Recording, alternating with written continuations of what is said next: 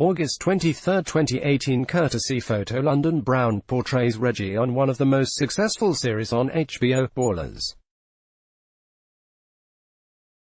The fourth season of Ballers is currently airing on HBO, and Reggie is one of the show's more controversial characters.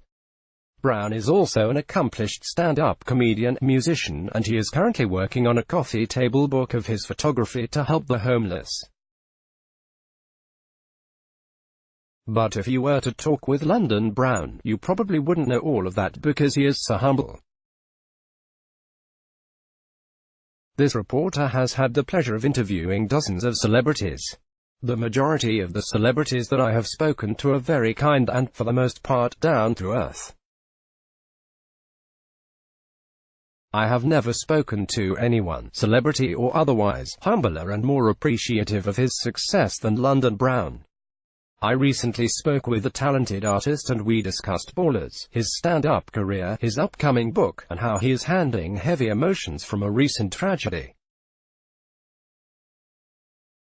London Brown is a lot of things, but at the end of the day, he's just a regular guy from South Central Los Angeles. Carter Lee: What's up, London? How are you, sir? London Brown: Just getting down with you. How are you, man? CL: I'm doing well. I really appreciate your time today. Pound: No, thank you. I appreciate that you would even want to talk with me. I appreciate it. CL: Oh, for sure. I first became a fan of yours when you were in The Hustle on Fuse. Pound: Laughing: Man, don't say that. I appreciate you. People slept on The Hustle. I think that people think all of a sudden, oh, you're working with Dwayne Johnson, just overnight. They don't understand, so I appreciate that. Fuse: CL: My pleasure. I see some parallels between Reggie from Ballers and D from The Hustle, as they are both characters going for the dreams. They are different characters, for sure, but I feel like they may be apropos as a reflection for your own life because you chased your dreams and you're a success story. Do you see any similarities between yourself and those two characters that you portrayed? Pound: Exactly. I think what you pointed out was one of the main things, which was Reggie just trying to figure it out and work it out. As far as London, me as a person, I'm on that hustle, so London's life parallels with D from The Hustle. I'm on the grind, and the grind is the attitude that Reggie has, which is to make sure that he looks out for his friends, and to make sure that his friends aren't taken advantage of. I know people are super annoyed by Reggie. I've had people try to fire me physically in person after season 1 because they don't separate London from the character, and I understand that. What I explain to them is, yo, I come from theater.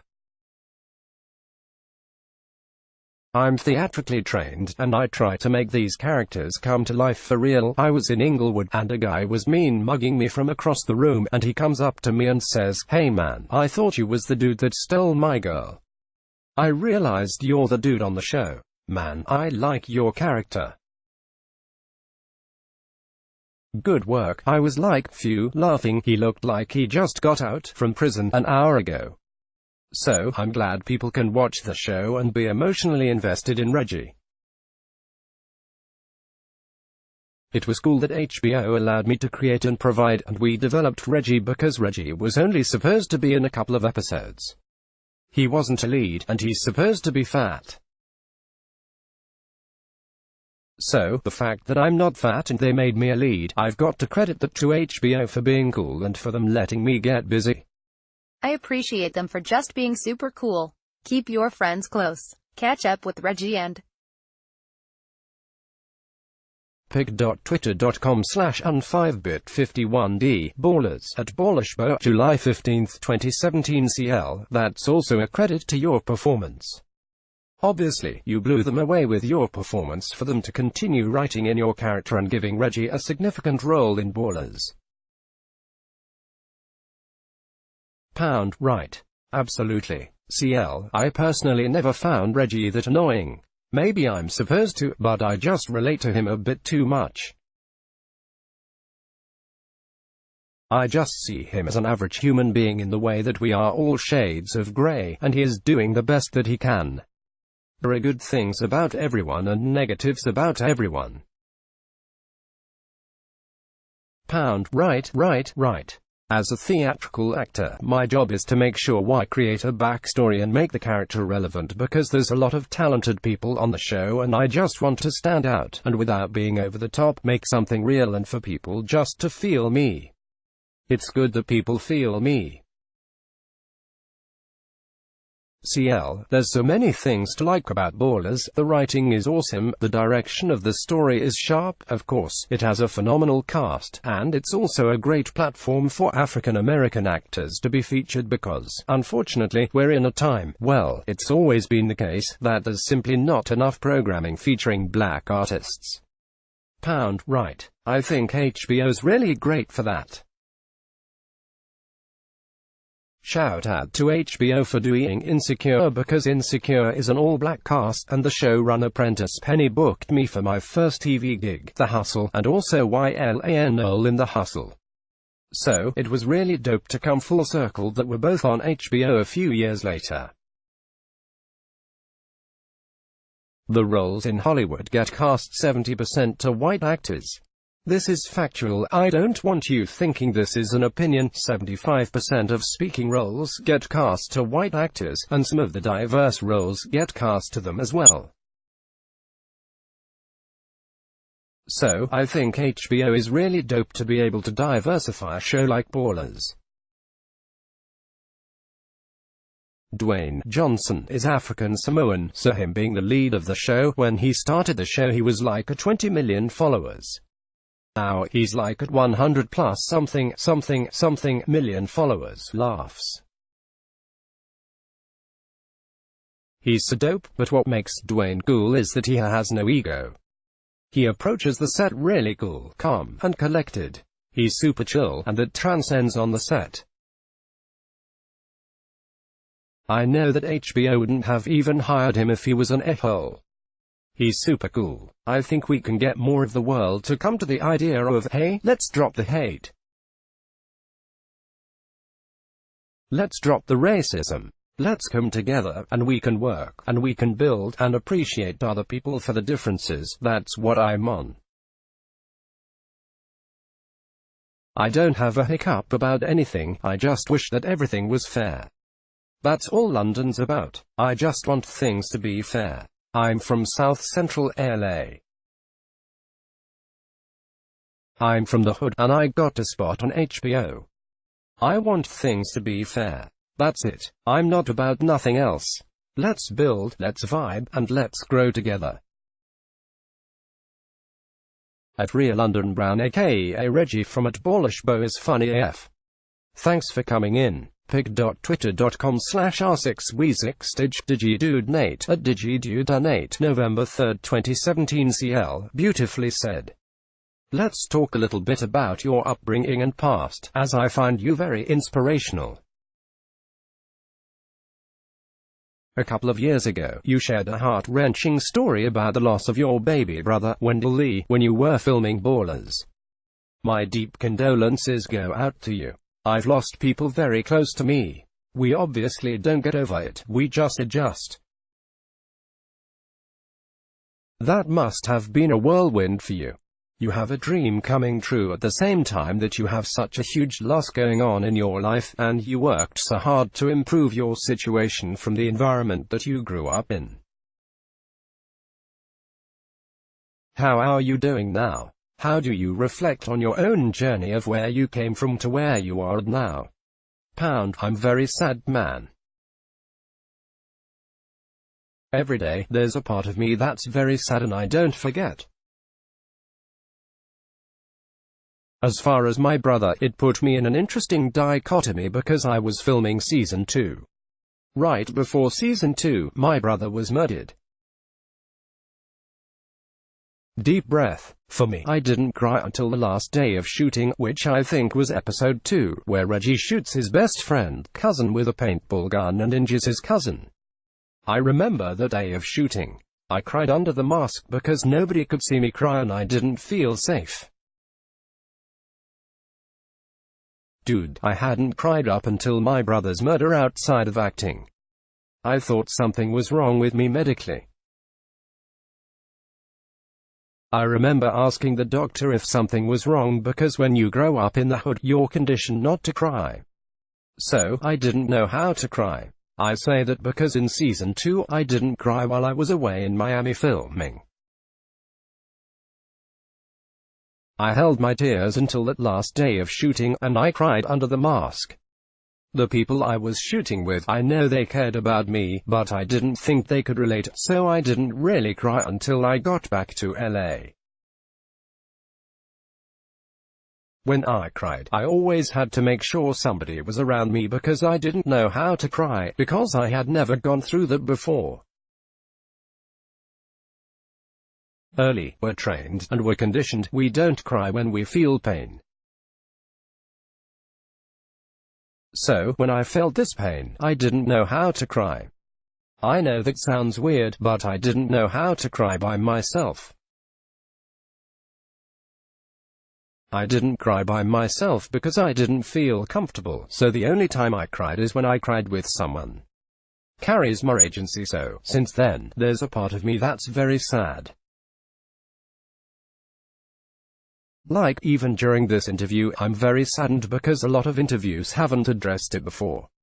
It's a part of my life, and I just try to remain very focused so that hopefully I can inspire others to get theirs and be on top, but a part of me is always very sad. He was 25. He went to college. He played for D-League, but he was good enough that he was going to make the Lakers. That wasn't even a question. CL, man, I really appreciate you sharing all that. My heart goes out to you. Well, let's talk about something a little lighter.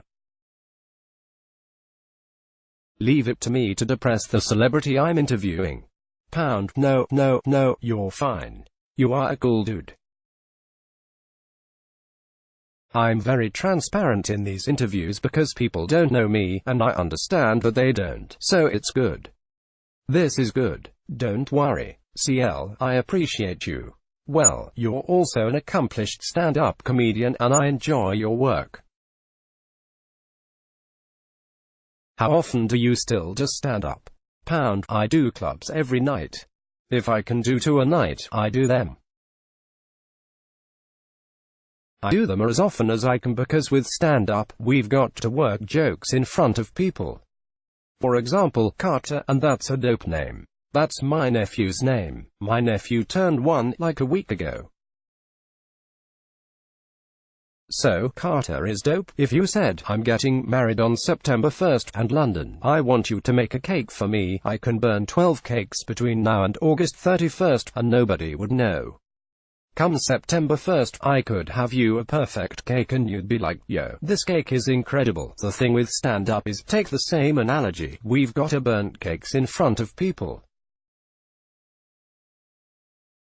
We try our material, and we don't know if this stuff works. We don't know.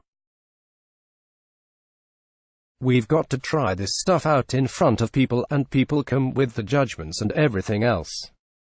Then we work it out, and we work it out, so that on September 1st, when we shoot a special, or we're going on Conan, or whatever it is, then the crowd will be like, dang, that guy is funny, but they don't know that we had to work out our material. There are clips on YouTube of Dave Chappelle being booed, and people think, oh man, he's not funny anymore. No. They don't understand that Dave Chappelle, shout out to Dave Chappelle, he's a super cool dude, he's working out material. We've got to work out material in front of y'all, laughing. We can't practice at home and be good. Nonetheless, I don't want to be vociferous about it, but the point is that with what I do, I just want to be good at it. Warning, the video below contains some strong language. I acknowledge the people that have helped me along the way. Ballers is great, but I don't depend on it. It doesn't make me. Dwayne could go on a WWE tour and Ballers is over. It doesn't make me. I'm just a young actor slash comedian who is on his grind, trying to make it happen, and trying to make sure that my mother and my family are set. I didn't get here on my own, so I appreciate you even taking time to talk with me. CL, oh, please. My pleasure. I appreciate that, and I appreciate you. That's another reason why you're inspirational to me, because everything that I do for my family. That's it, dude. CL, in 2013, you won the Best International Comedian at the Black Comedy Awards UK. This sounds a cliché, but how did that feel to win the coveted award? Honestly, at the time, I was touring with Chris Tucker as his opener. Shout out to Chris Tucker for allowing me to pay some bills. I got a lot of love for the UK. I don't even know how I even got thrown in that category, because I'm not chasing that stuff, so for them to even acknowledge me is appreciated. Shout out to Gina Yashia. I've got a lot of respect for her. She's an OG in this. She's been doing it longer than me, and she's always been super cool. I've got to respect the people that did it before me. Russell Peters, I did Just for Laughs this year. Shout out to Kevin Hart for inviting me to do his segment of Laugh Out Loud Montreal, and anybody who was involved with allowing me to be in Montreal. That's a big thing for comedians. It's like a stamp of approval for being funny, if you will. Chris Rock and Dave Chappelle have done it, and peace be with him, Patrice O'Neal. Anyways, I was invited to go up this year. Shout out to my publicist, Karine, who got busy keeping me booked. As a comedian, we just want to tell our story, tell our jokes, and help people appreciate our perspective. I don't take it for granted that there have been a lot of people who have been able to be a force behind my growth and my brand. I don't take it for granted at all. The fact that you want to talk with me, I thank you kindly. You don't have to talk to me. I know that people don't know who I am.